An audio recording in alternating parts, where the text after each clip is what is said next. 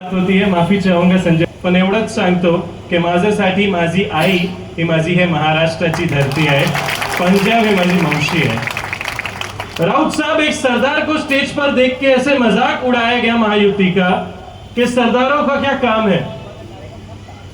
यहां तक कि एक महायुति के वक्ता ने तो इधर ही बोल दिया कि सरदार साहब आप जा रहे हो राष्ट्रवादी का झंडा लेकर, तो जरा एक बार राष्ट्रवादी का झंडा तो देख लो।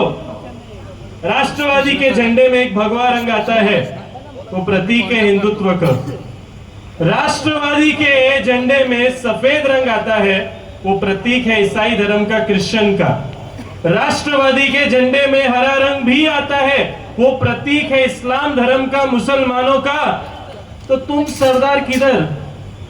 तो आज राउत साहब और भाई जगताप साहब के सामने मैं बोलना चाहूंगा कि कोई भी झंडे को ऊपर करना है तो झंडे के अंदर डंडा जरूर लगता है। तो आज महाविकास आघाड़ी में ये डंडे वाली कौम भी आपके साथ आ गई है, और चाहे वो हमारी शिवसेना का, हमारी राष्ट्रवादी का या हमारी कांग्रेस का झंडा हो, हम जरूर ऊपर लेके जाएंगे। राउत साहब, पिछले 10 दिन से हम देख रहे हैं कि यहाँ पर एक दिल्ली के नवाब आए हैं। वो दिल्ली के नवाब यहाँ पर आकर एक फैंसी ड्रेस कंपटीशन चला रहे हैं। कभी धोती पहन के घूम रहे हैं, कभी फेटा पहन के घूम रहे हैं, कभी कोई वेशभूषा, कभी कोई वेशभूषा। सर समझ में नहीं आता है कि पंत प्रधान है या उर्फी जावेद के महाराष्ट्र में फैंसी ड्रेस करने आए हैं। उन्हीं के एक और सहयोगी, नाम तो नहीं लूंगा, इतना ही कहूंगा, वो छोटा फैंटा की बोतल मेरे महाराष्ट्र में आकर कहते हैं कि बटेंगे तो कटेंगे। ठीक है, सही कहते हो आप। अगर हम आज बट गए तो गारंटी है कि हम कटेंगे, क्योंकि ये जो बटने की गंदी राजनीति है, वो बटने की गंदी राजनीति आपको हिंदू मुसलमान में बांटने की, हिंदू सिख में बांटने की, मुसलमान सिख में बांटने की जो गंदी राजनीति कोई करता है तो वो भारतीय जनता पार्टी करती है। और अगर आप भारतीय जनता पार्टी के बोलने पर बट गए, उनको वोट दे दिया, तो कटना तो आपका तय है, क्योंकि ये सिर्फ काटना जानते हैं, अच्छी राजनीति क्या होती है इन्हें पता नहीं। आज 2 गुजराती आए हैं, वो 2 गुजराती महाराष्ट्र भर में घूम रहे हैं, और मेरे महाराष्ट्र के हमारे 2 कुटुंब प्रमुख हमारे महाराष्ट्र के 2 मराठियों को हराने का षड्यंत्र रच रहे हैं। मैं इतना ही कहूंगा, जैसे कि मैंने कहा की धर्माने मी एक सिख आहे, पर प्रांताने मी सुद्धा पहिला एक मराठी आहे। आणि एवढंच सांगतो की गुजरात समोर हे महाराष्ट्र कधी झुकणार नाही। आणि एवढंच सांगतो कि जितना भी वो मोदी और अमित शाह जोर लगा ले, आप 2 हो आप 100 हो, घंटा फर्क हमको पड़ता नहीं है। हमारे शरद पवार साहब और उद्धव साहब खड़े जिस दिन हो गए, उस दिन दोनों को लात मारकर देश से बाहर भगा देंगे। अरोली कोपर करने की बात करें तो यहाँ पर मडवी साहब, इलेक्शन तो आप जीत गए ऐसा ही हमें लग रहा है आज जो सभा है।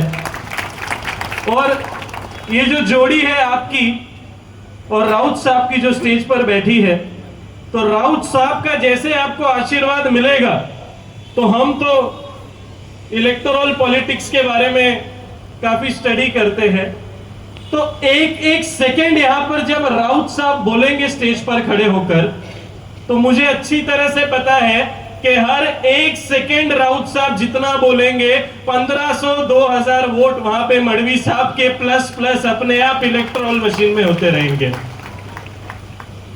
मडवी साहब, एक विनती करूंगा, मैं एक युवा हूं, मेरी 29 वर्ष की उम्र है।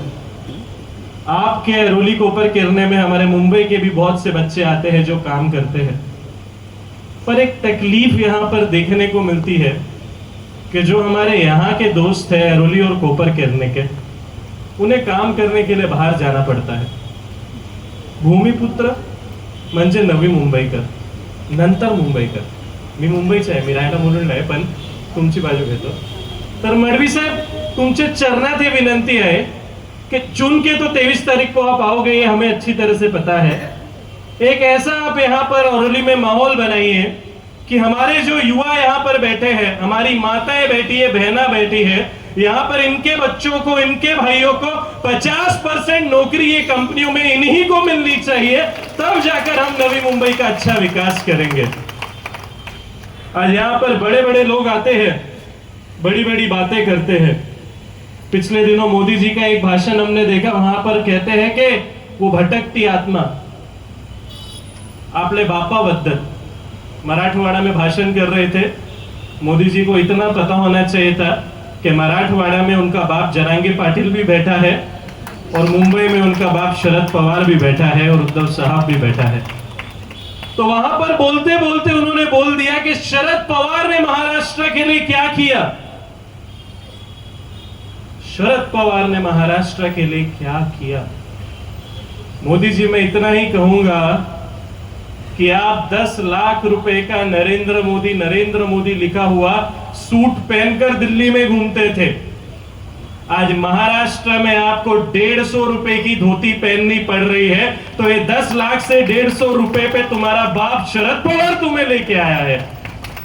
और इतना ही कहूंगा लास्ट में, राउत साहब है, जगताप साहब है, ज्यादा टाइम नहीं लूंगा। ये जो धोती भी 150 वाली मोदी की है, मिलके आपने, हमने, हमारे वरिष्ठों ने 23 तारीख को ये मोदी की धोती खोलकर फाड़कर इन्हें वापस गुजरात में भेजना है। और महाराष्ट्र का आणि मराठी माणसांची विजेची हे तुतारी आहे, हे मशाल है, इसकी आवाज दूर दूर तक जानी चाहिए। जय हिंद, जय महाराष्ट्र।